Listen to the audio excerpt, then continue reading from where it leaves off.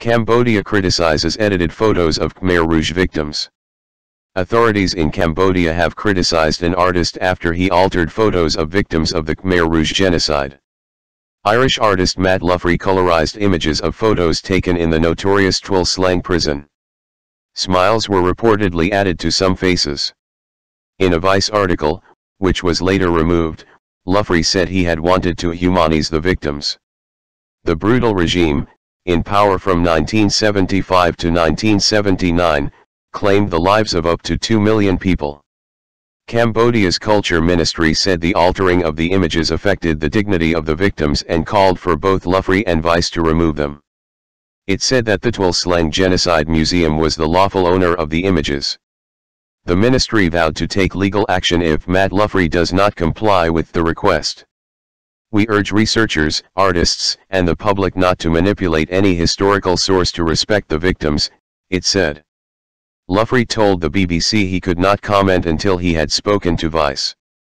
In a statement on its site, Vice said, the article included photographs of Khmer Rouge victims that Loughrey manipulated beyond colorization. The story did not meet the editorial standards of Vice and has been removed. We regret the error and will investigate how this failure of the editorial process occurred. What did the images show?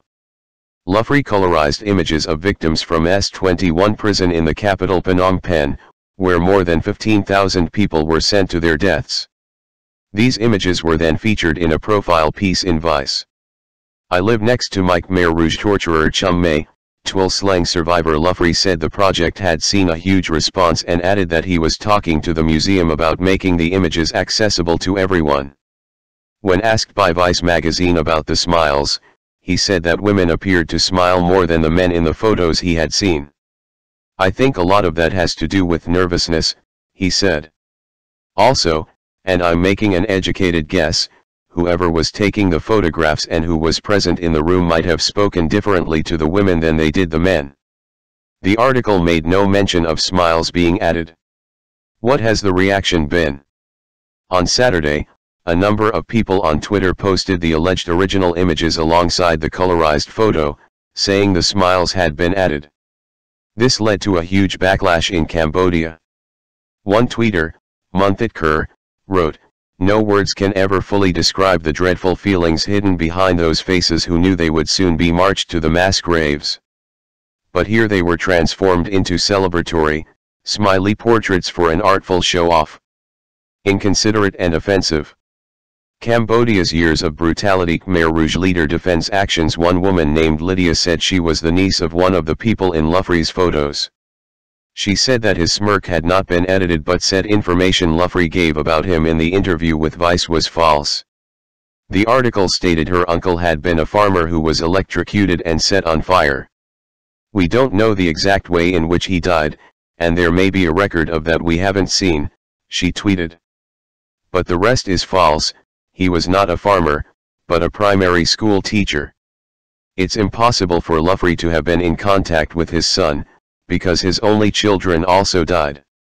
Responsible journalism is crucial, especially when it concerns the retelling of stories of real victims of a terrible genocide. These people have families and loved ones, she added. The Tuol Sleng Genocide Museum, which is on the site of the former prison, said that the altered photos seriously affect the dignity of the victims. Who were the Khmer Rouge? The regime led by Pol Pot tried to take Cambodia back to the Middle Ages, or Year Zero, forcing millions of people from the cities to work on communal farms in the countryside. They at first targeted intellectuals, often identified as those who wore glasses or spoke a foreign language, and those connected to the old, US-backed regime that they overthrew. But their paranoid leaders later began to see enemies everywhere. Ethnic Vietnamese and Cham Muslims in Cambodia were also targeted. Many of the Khmer Rouge's victims died from starvation, disease, and overwork. The regime was ousted in 1979 by Vietnamese troops, but the Khmer Rouge leaders escaped and continued to resist the new, Vietnamese-backed government from areas along the Thai-Cambodia border. The UN helped establish a tribunal to try the surviving leaders, which began work in 2009. Despite hundreds of millions of dollars in international aid spent, Only 3 former Khmer Rouge have ever been sentenced: Comrade Dutch, the regime's head of state Khieu Samphan, and Pol Pot's second in command, Nguyen Chia, who died last year after being convicted of genocide. Pol Pot himself died in 1998.